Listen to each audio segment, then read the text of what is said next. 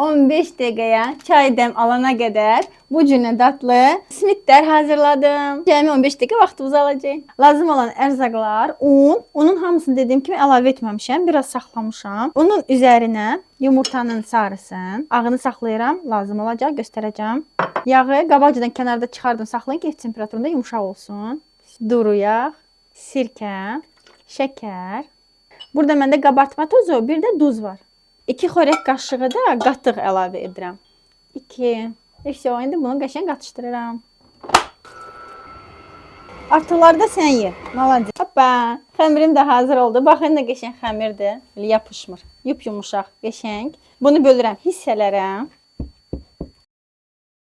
Xəmir hazır oldu. Küncüsü də belə qəşəng qızartdım.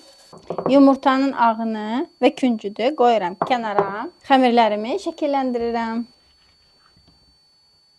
Baxın bu şəkildə belə balaca simitlər hazırlayıram.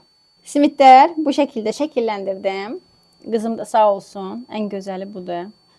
Özü kimi balaca dıqqış eləyib. Yumurtanın ağına ilk batırıram. Belə qəşəng 2 üzündə. Sonra küncütə. Yığıram listə. Hazır oldu.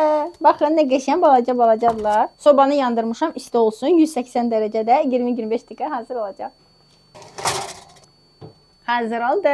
Baxın nə qəşəng balaca simitlər oldu. Şirin-şirin. İçini də sizə göstərim. Baxın bu şəkildə qəşəng simitlər alınır. Siz də hazırlayın. Nuş olsun.